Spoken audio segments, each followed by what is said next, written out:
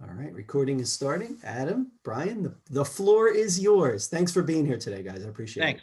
Thanks. Thank you. So good afternoon, everyone. My name's Adam Krass. I'm assistive technology consultant, and with me today is Brian Friedlander, another AT consultant. And we are going to talk about magnifiers for older adults with visual limitations. It's great to that all of you could make it today.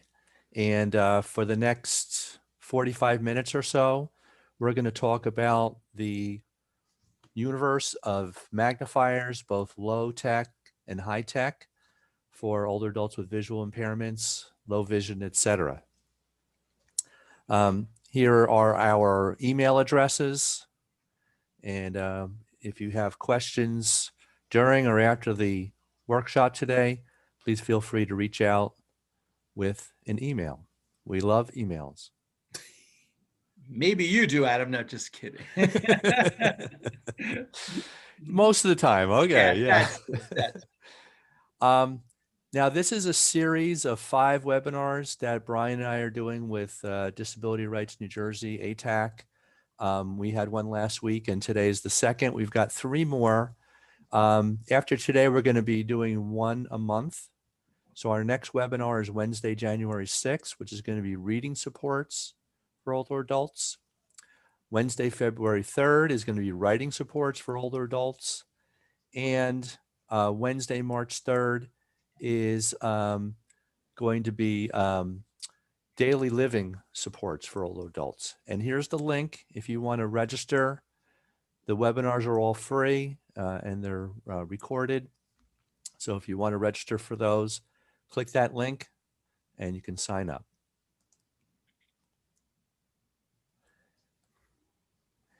Now, why use magnifiers? What is the purpose of magnifiers? What are they for? Essentially, they're to make something bigger, so it's easier to see. And they're typically used by people who have different degrees of visual impairments, whether they just need things enlarged, or whether they have low vision, or they have a diagnosis of being legally blind. But the magnifiers are to make things bigger. So this is helps you with reading, helps you with shopping for reading labels, taking medications, make sure you're following directions, doing hobbies or fixing things, household chores or activities, but also to make things easier on the computer or with a smartphone or a tablet. And we're going to talk about different kinds of magnifiers that pretty much cover this range of needing to make things bigger so that it's easier to see.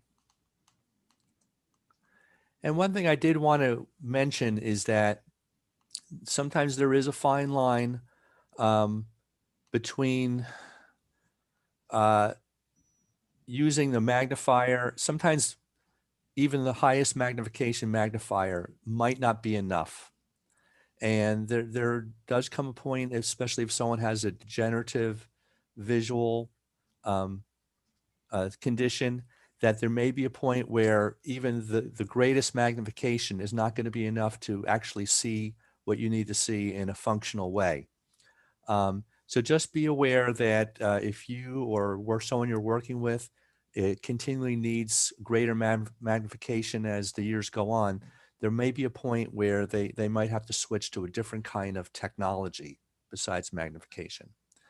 But there's different kinds of magnifiers. There's handheld magnifiers, hands-free magnifiers, bar magnifiers, digital magnifiers, that includes handheld ones, smartphone apps,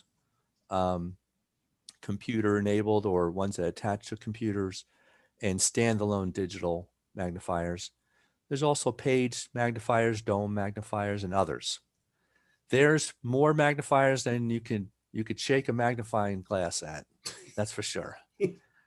There's also so those are the main categories. There's a few other categories as well. Now, one of the most important things you need to know when you're looking at a magnifier, or you want to get one, or you want to figure out, you've got one and you want to get a better one, what does that mean? And the important thing that you want to know is power.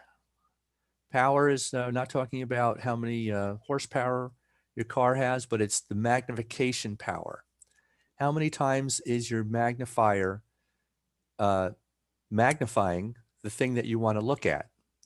So most magnifying glasses, they start with 2x, and that means 2 times the original. So if you're looking at something that's 1 inch tall, if you're using a 2x magnifier, the image that you're going to see would be as if it was 2 inches tall. So it's going to make it twice as big. 5x would make it 5 times as big, 10x 10 times bigger, etc. And when I'm working with individuals and they're trying out different magnifiers, the big question is, well, which magnifying glass or device is going to work for them? And a lot of it has to do with the power. But the other aspect that you have to look at is the size. And we'll be looking at different size magnifiers, because if something's enlarged really big, maybe you're going to see, the letter A, but if you're reading the word apple, but maybe you can only see the letter A if you have to magnify it a lot.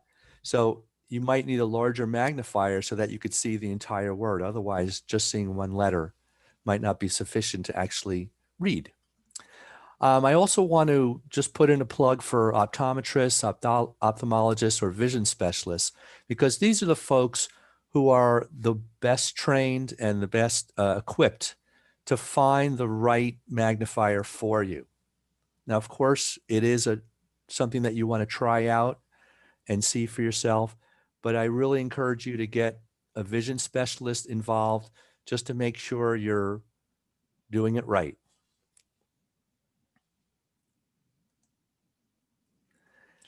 Now, having said that, there is a way to do informal, and I want to stress informal, selection of figuring out what magnification is going to work for you. And I'm just going to open up this this chart. Where is it? Okay, so this is the chart that is available from this website, which is Optima Low Vision Services in Canada. And what they do is they say, print this out on standard paper. I'm just going to zoom out a little bit. And then you position the paper about 10 inches away from you. So 10 inches is, it's about typical reading distance. You can measure it if you want, about a foot, 10 inches. And you start reading the first line. And then you read the second line, and then you read the third line. And you keep going until you can't see it. So then you're going to go back to the last one that you could read easily. Let's say it was this one. So I'm going to zoom in so we can see it. And it says, down here, it says 5x. So that means I'm probably going to need a 5x magnifier for general reading. Okay. If this one was the largest one you could see easily, then you might need a 6x. Likewise, if this one was the largest one you could see easily, then that would be 10x. So this is a nice way to informally just get a rough idea of how much magnification that might work for you. And you can see the highest magnification they have here is 14x. You can get magnifiers that magnify more than 14 times, but they're not as common. Not as common. And the directions are on this. I also give you the website if you want to go into that a little bit greater depth. But I call it a screening. It's not really a value. It's not a vision evaluation by any stretch of the imagination, just a way to get you started. Okay. So first we're going to start with handheld magnifiers. and the power usually ranges from 2x to 20x. Some of them have built-in lights. They could be round or rectangle. Some of them will have a little magnifying inset in the regular magnifying glass. They could be from 1 inch to 10 inches. Some of them are even larger, but most are in that range. You could have glass or plastic lenses. Glass is better, but it's also heavier and more expensive. So most magnifying glasses have plastic if you're going to be buying discount ones. And this also includes mini telescopes. So they do make distance viewing like a monocular that some people will use, and it looks like a little, almost like a camera lens, and you use it like a little mini telescope to enlarge things that are far away. So I'm just going to show a couple of these using my iPivo camera, which we'll talk about a little bit later. I'm just going to demonstrate a couple of these for you.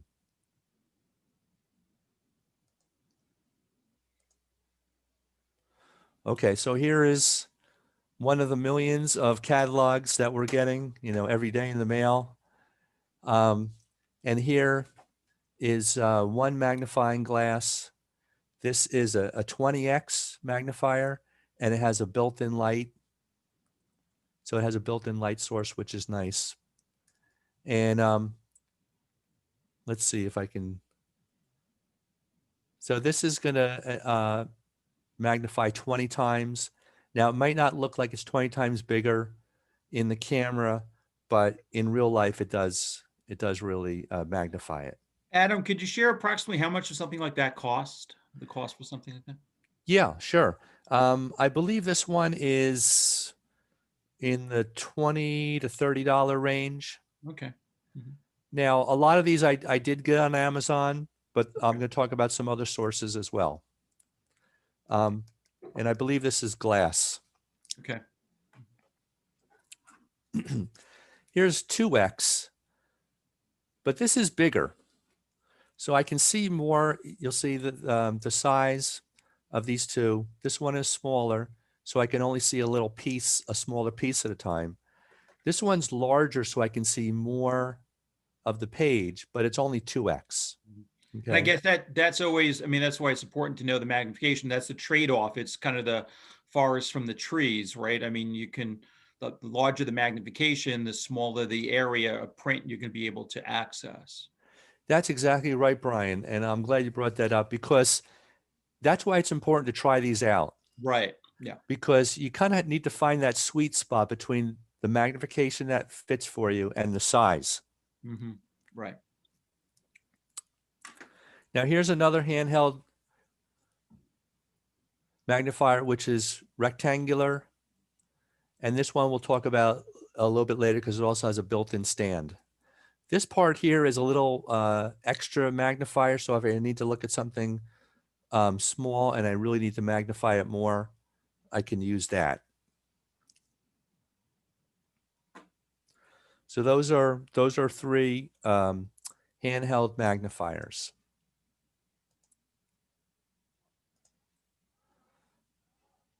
All right.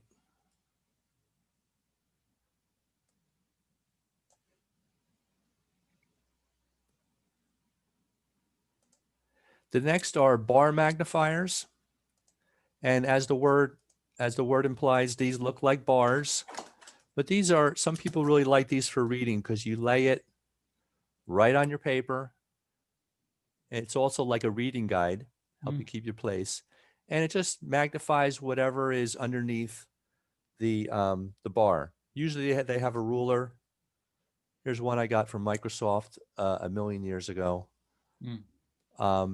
And these are also low cost. And a lot of people like these because you just lay it on the paper and you just work your way down. What's the magnification of that, Adam? About, is it like 2 also? 2, 3, maybe 2?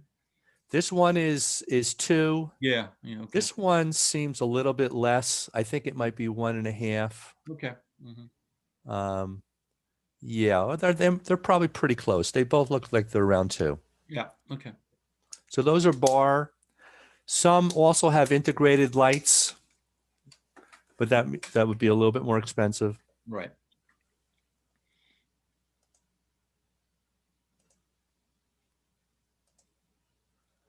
Now, page magnifiers are bigger. And here's one. It's a Bausch and Lamb whole page magnifier. And this one is 2x. And you lay it right on top of your paper or your book or whatever it is. And it magnifies the whole page. So you don't have to move anything around. But it doesn't magnify it a lot. It's 2x. So if you need a little bit of extra magnification and you're doing a lot of work with worksheets or articles or books, and you just want something that is 2x, some people like the sheet magnifiers. And I think it's important. I mean, that's Bausch and Lomb, so the quality of the, what it's made of is going to be really high. So you're not going to get any distortion, which is really nice. Yes, and that's a good point. And this one's actually plastic, so they kind of figured out how to make a good quality plastic one. Your sheet magnifiers, I haven't found any that are more than 2x, so they tend to be lower magnification. Okay. It does make a difference, though. I mean, even put under the the IPVO camera, it does make a difference. Yeah, that's good. That's good. Now next is kind of I think I skipped. Oh, I skipped hands-free. How could I do that? You're human. You're human, Adam. So hands-free. Really? That's reassuring. I'm glad I'm human. That answers a lot of questions. So hands-free magnifiers are basically magnifiers that you don't need to hold. And this was one that we looked at before. It has little fold-out legs. And you can just lay it right on top of your, whoops, if it doesn't fall, right on top of your, whatever you want to look at, and you don't have to hold it. I've got another one, which is a little bit bigger. I'm just going to show it in my picture. This one has fold-out legs. This one is 1.5 times magnification, and it sits right on your table. It also has a neck strap. So if you put this around your neck, you can potentially have it like that if you were working on some hobbies, or if you were into sewing or something like that. You could actually see what you're doing and not have to hold it. So you can wear this around your neck as well. And there's a lot of magnifiers for hobbyists and for people who do knitting and crocheting and need to do fine work, that basically you have a strap around your neck and it sits on your chest and you don't have to hold it. So your hands are free to work on whatever you want to work on. Another category of hands-free are there's actually a huge number of magnifiers that either they attach to your glasses as clip-ons, or they're special eyeglasses with like little telescopes. Looks like little telescopes right on the glasses. And those are another kind of hands-free magnifiers. Those are really great for people who do a lot of work with their hands, fixing things, doing woodworking, sewing, crafts, etc. So those are the hands-free. Now this category is the largest category. It's got a lot of different examples, and that is the digital magnifiers. There's a ton of different kind of digital magnifiers available. And I'm going to try to go through as many of these as I can. And I think Brian's got a couple that he wants to tell us about as well. The first is handheld, and digital magnifiers are, as they say, you're not using a lens, you're using a digital camera, and the image is being displayed on some sort of a digital display. First one is a handheld digital magnifier. It kind of looks about the size of a small smartphone, and it's got different controls on it for changing the contrast and also changing the zoom level. So that's one of the nice advantages of digital magnifiers is you can change the contrast of the image, which makes it easier to see, but you can also adjust the magnification level. So in a lot of ways, you've got, like 10 magnifiers in one if you're using a digital magnifier. The downside is they are more expensive. So this is an example of a digital handheld magnifier. And when we get to something like that, what's the cost of something like that? We're probably moving up the price range, right? Yeah, that's a good question. Let's just take a quick look Okay. here. Okay. Whoops. They get the Maxi. Yeah, this particular one is on $295. Maxi Aids. It's about $300, Okay. All right. which is kind of the lower end of the Right. handheld digital magnifiers, and they go up from there. Right. But that's a good question. They start around, Okay. a couple $100s. Okay. If we go back to the slides, when we talk about, certainly there's a number of magnifying apps, for, both Android and iPhone, but, for someone that's, wanting to, access, let's say, text, whether it's reading a menu in a restaurant or reading a letter they got from a loved one, Microsoft has a free app called Seeing, SEEING AI for artificial intelligence. And you could use your, right now it's on the iPhone. You can use your iPhone and just put the document underneath. And if you use VoiceOver, it will actually help you kind of locate the corners of the menu or the corners of the letter, and it will actually read the contents of the letter, to you directly. In addition, it also has, using Seeing AI, can also identify currency. So you could put a $5 bill, and it will say that you have a $5 bill. It also can if you're getting dressed in the morning, it can also detect color so that you can coordinate your clothes for the day. So it has a lot of really fantastic features, and it's free, which is really nice. So if you go to the App Store, you can download Seeing AI, which is really fantastic.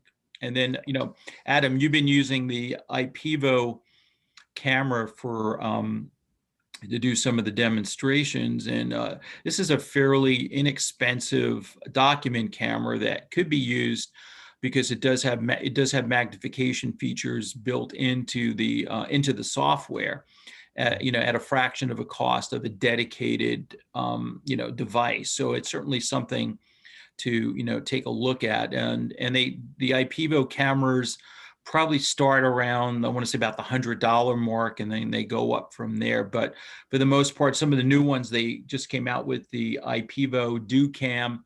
It folds up, and it really can be almost like a personal device that you can carry with you in a bag, or an attaché case. You can see the yellow one on the left-hand side. Those are $169. It folds up into a neat little package, so if you really need it. And the software that it comes with is pretty complete in terms of the capabilities that it has. You can change contrast, you can change the magnification, which is really, really nice. And I guess it's really portable, so if you had to go between home and office, it would be an ideal tool. Yeah, that's a good point, Brian. The other thing I also like about the IPEVO is you can use it to magnify documents that you're reading, but you could Correct. also flip it up to magnify things that are far away. Correct. Like, Can for you- instance, Yeah, if you go into you're sharing the visualizer, can you show some of the just a magnification feature? All right. yeah, Yeah. So that's, so you can see, go up a little bit. So you can see the magnification. And again, that's a little bit older camera, like the DoCam is 8 megapixel. That's 5 megapixels. So, but still does a really good job. So you can, use it as a for magnification of documents and things of that sort. And again, like I said, it's nice because it's portable. You can take it between home and office. Yeah, yeah, good point. Going back to the phone for a second, one thing that not everyone understands or realizes is that any smartphone with that has a camera, and that's pretty much any smartphone that's on the market now, is automatically a digital magnifier. Right. Okay. Because all I have to do, this is an iPhone, I've got my camera app. I'm just going to pinch and zoom. And if I need to see the text a little bit better, there it is. And I can zoom in more if I want it larger. So your phone is automatically a digital magnifier right off the bat. Yeah, and you can do that. Yeah, and also if you go into your photos library itself, you could do the same thing. Right. With Yeah. photos, right. You could take a photo of something and then enlarge it and look at it. That's a great point. Right. Now there's also free apps. This is called the Magnifier app. And it has a few other features, but basically, if I want to zoom in or zoom out, I could also change, let's see, I can do a freeze frame. I can rotate the image. Don't get dizzy now.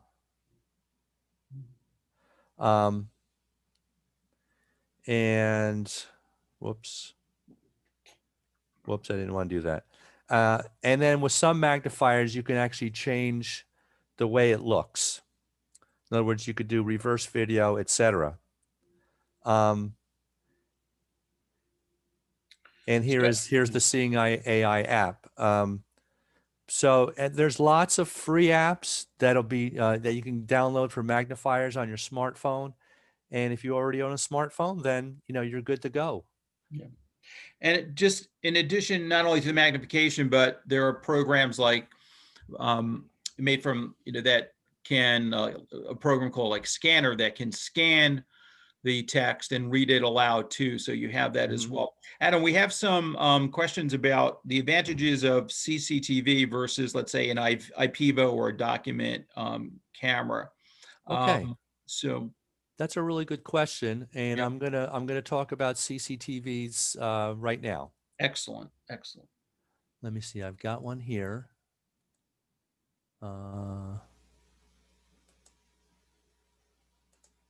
Here it is. Okay, so CCTV stands for closed circuit TV.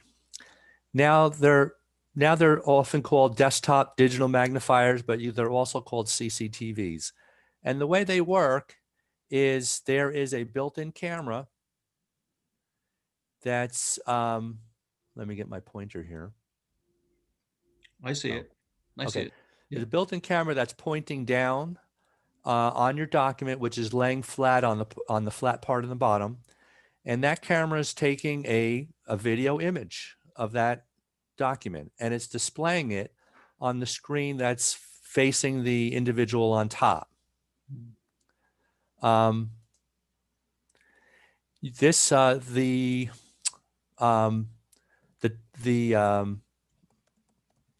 The tabletop part does move around, so you can move it up, down, right, left. You could also lock it in place.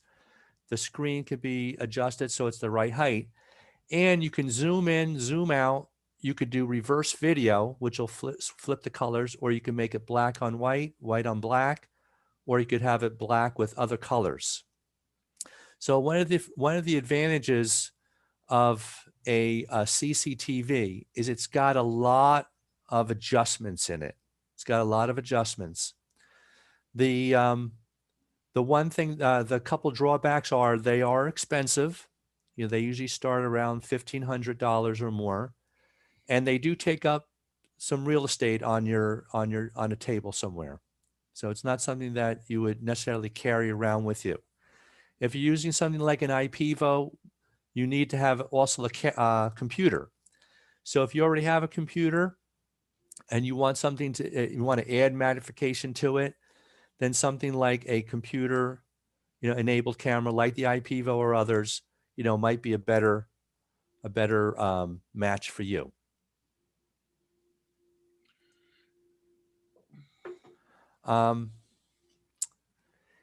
Now, the things I was doing with the phone, you could also do it with tablets.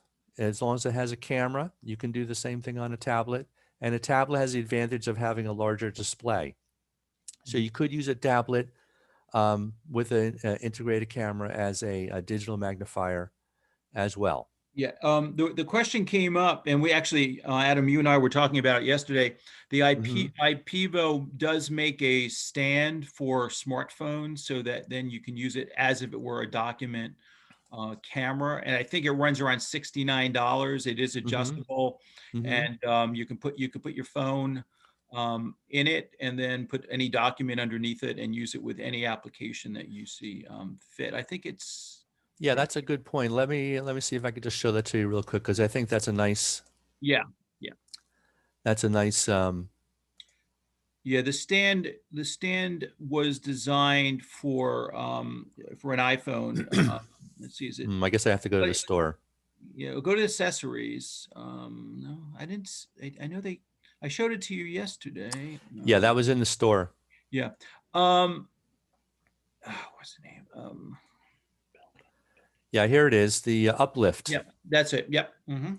Yeah, this is a nice feature where you, if you have a smartphone, you just lay it in the cradle, and then you can adjust it so that it's at the right height above the thing you want to enlarge, and then you don't have to hold it. So that's a good point. Yeah, the other one is there's a company called Belkin, Belkin. I'll put it in the chat, and they have something called the Belkin portable tablet stand. It runs around $85, and that you can actually put an iPad in, and the whole idea is to turn the iPad into a document camera. So if someone's looking for a larger device, they actually have two. One, they make a portable one, which is about $85, and then they make a heavier one called the Belkin tablet stage stand, which is about $150. But I'll put some information in the chat.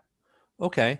Now, an important type of magnification are magnifying screens of devices. So that could be computer, magnifying the screens of your smartphone, magnifying the screen of your tablet.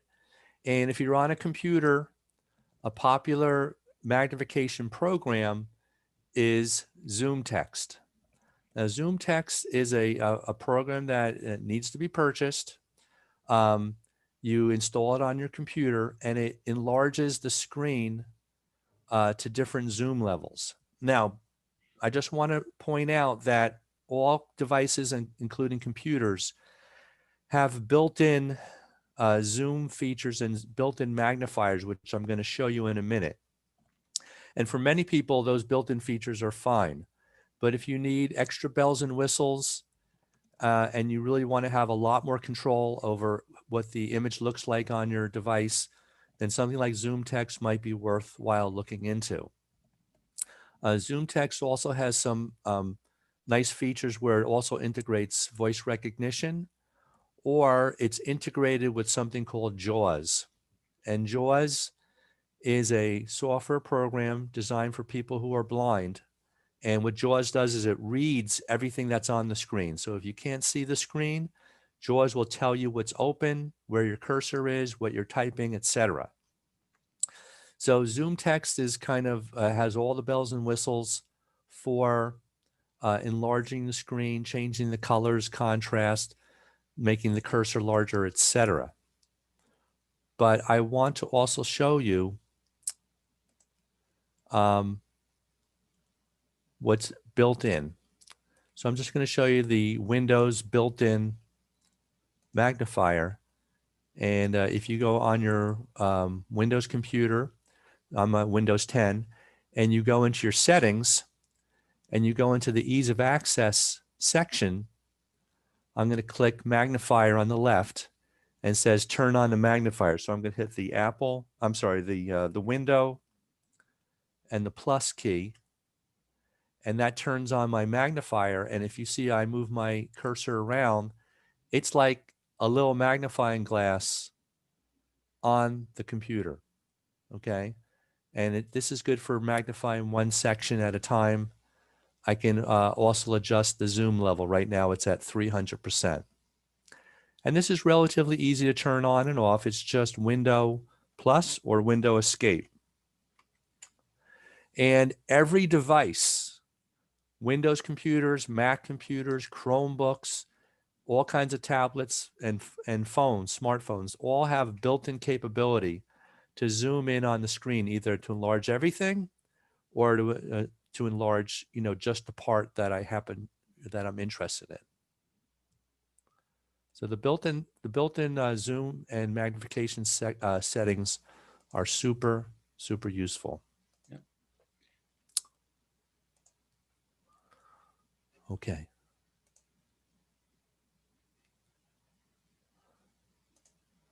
Okay, and Brian, I think you wanted to tell Yeah, us something about this. So, I mean, one of the tools which is really fantastic for individuals that have visual impairments is using the Amazon. I'm going to call it Madame because I have a lot of them in my house. Devices, especially those that have cameras and screens. So the Amazon Alexa devices do have accessibility features, and one it's called Voice View. But one of the interesting features is the ability to identify common grocery and pantry items. And so what you can do is take an item out of the pantry or refrigerator, put it up to any Amazon device that has a screen and a camera, and you could say, Alexa, what am I holding? And it will turn the camera on. But this device does not support that feature. I have one. I have one in my, let me just turn that off. And so you put it in front, you say, what am I holding? And then it will then automatically, scan what you're holding and give you back information. You can also turn on the voice view, which is one of the accessibility features that's built in to the Amazon devices, and you can use that as well. And it understands common gestures such as single and double finger tap to kind of move through. So in the next screen, I have a little video that I put together. And again, it's not, it's never going to be 100% accurate, but I pulled out a box of a cake mix, and let's see what happens. I think you can run it. Yeah. Hi, this is Dr. Friedlander, and in this quick demo, I want to show you how the Echo Show can be used to identify something that you may have in your pantry. So what I'm going to do is just go over to my Echo Show and say, Alexa, what am I holding? Let's see.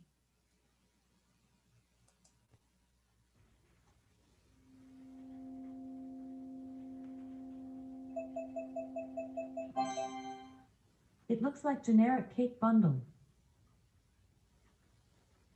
And then I turned on voice view, and if I hold my finger, 3 boxes of lemon cake mix, 15.25 ounces vertical bar, 3 tubs of lemon icing, 16 ounces vertical bar silicone spatula.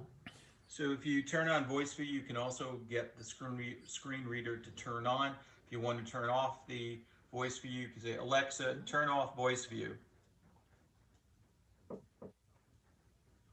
And that's it. So this can be really helpful when you're taking food or items out of the pantry and need to identify them.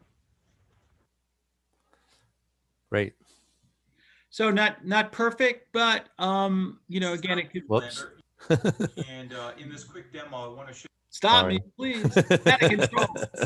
Echo Show can be used. What happened?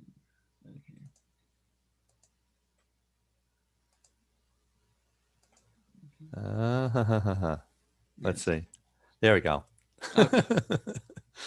All right, we're back. Sorry, Brian, I cut you off. That's okay. It's perfect. It's okay. Okay. So I included a few resources of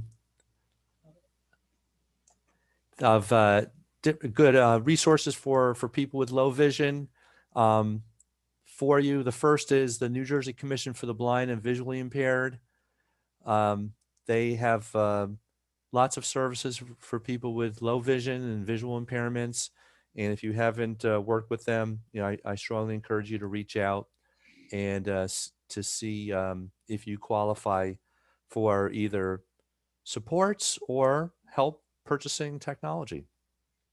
The Vision Loss Alliance of New Jersey is also a great nonprofit that helps people with low vision in New Jersey. Check them out. Heightened Independence of Progress, which is the Independent Living Center in Hackensack, that's HIP. They have an adjustment to vision loss program. Strongly encourage you to check them out.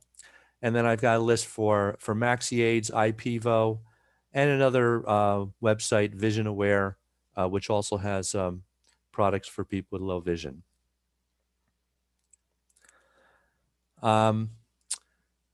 We're almost getting to the end, but before we finish up, first of all, I just wanted to thank everyone for all of your great questions. And if you would be so kind as to take a short survey.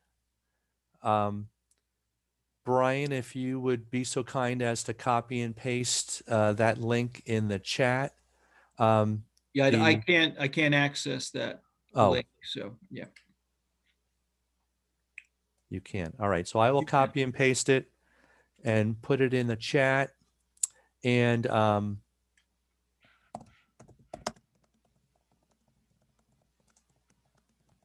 let me just put that in the chat right now.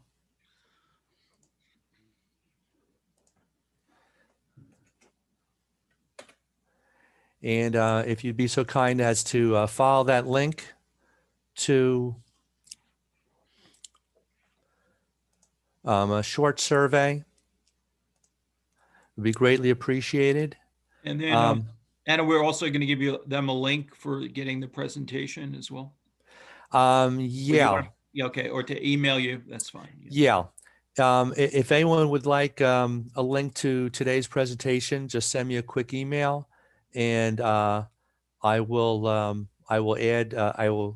share the document with you. And that's Adam at adamkrassconsulting.com. It's also listed on the last, well, I'll put that in the. Yeah. So Carol asked that you mentioned different types of technology. Will that be a future topic? So yeah, maybe we could go back to that second slide. So we have, this is part of a 5-part series of assistive tech. So we did one on smart speakers. We did this one on vision and magnification. In January, we have one on reading supports. In February, we have writing supports. And then in March, we have another series on daily living supports. But please, let us know, let ATTAC know what kind of webinars you're interested in, because we could be very accommodating. Oh, they want to know about the OrCam in a future webinar. We certainly, both Adam and I are very familiar with the OrCam and its capabilities. We can certainly look at devices, like that in the future. I mean, the OrCam is a great device. It is costly, but it does a great job at basically taking a picture of a whole page and then being able to read it back. Yeah, we could include that in the reading supports workshop. Absolutely. Yep. Mm-hmm. Okay. Let's see. Any other questions? You could also turn on your microphone if you want to talk to us. Either way. Oh, and here's our contact information.